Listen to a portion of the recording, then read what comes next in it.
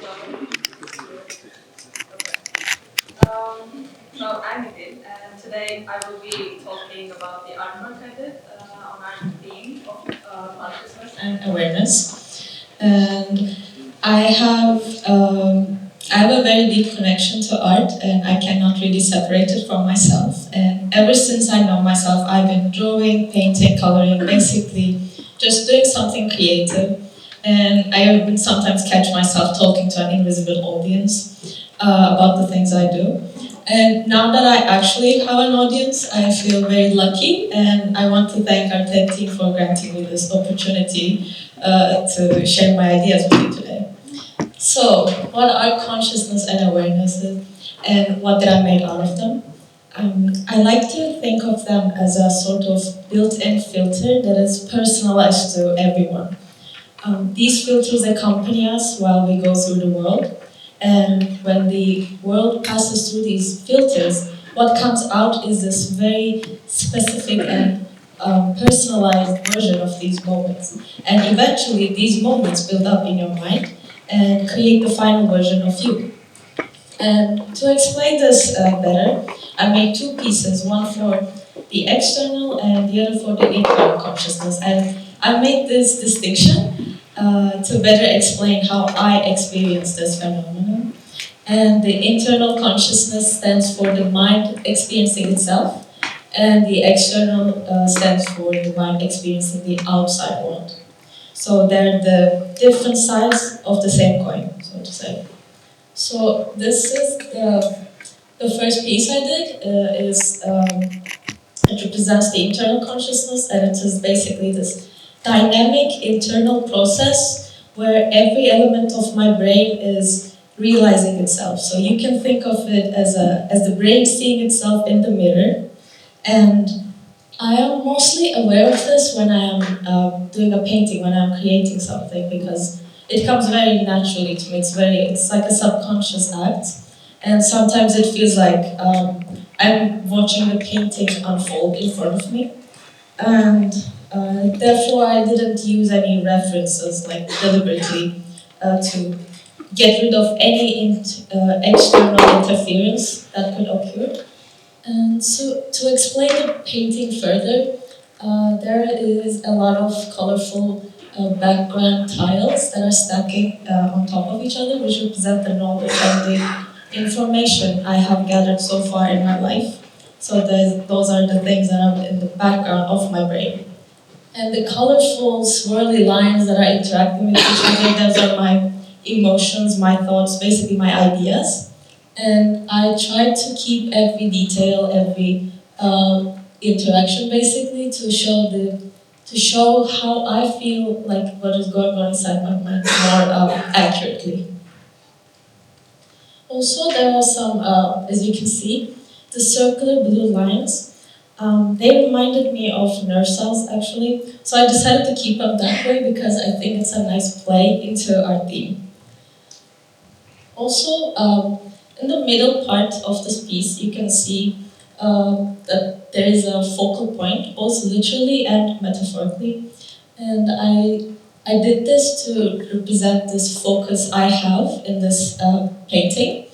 And it is the most condensed and fertile piece of my internal consciousness, and which is the focus, basically, the focus that you can direct when you're really into doing something. And this is the external piece, this is the piece to explain the external consciousness and my interaction with it, basically. I depicted myself in the middle using more serene colors, like blue, and around me you can see this chaotic environment, and I created this contrast deliberately to show how I perceive the outside world, which can often be very overwhelming for me. And in this painting, to show this ongoing movement, this chaos, this feeling of rushing, and the colors and the background, everything going on.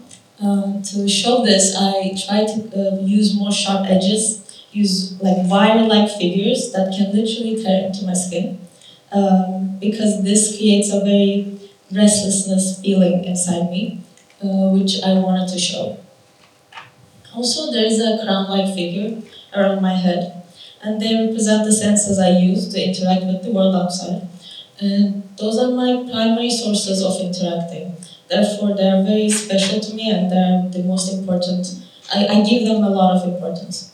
And that is why I use a shiny material to show them. And of course, it's not very clear, and I did that to show how the environment almost forces it to interact with it. And it is sometimes muddy colors all over it. So that is to show that the interaction between me and the external environment is never really clear. There's always an interruption, always something interfering with what I want to perceive.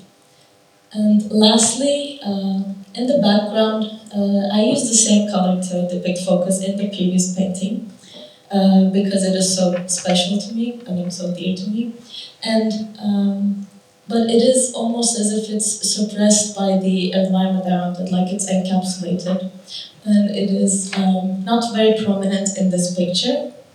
And you can also see, like right above the head, that it's forced to interact with the outside world. So it creates this collision-like sides, which I thought it to be maybe a bit more chaotic, maybe not very pleasant to look at. But what surprised me is that it's actually something very nice to see how colors can harmonize and interact with each other, which really shows the raw state of being alive, in my words. So while I did this project, while I was working on it to create this TED Talk, I really tried to understand what consciousness and awareness are for me and what they do for me. And I realized that they can be very bendable. They can also withstand a lot of this stimuli around me. And although they can get tired, this project really allowed me to understand their actual nature. And I would think of them as this pain of interacting with the outside world at the end of the day is what allows me to feel this serenity when I am alone and drawing. So that internal consciousness brings me the peace, and the external allows me to bring it forward. Thank you.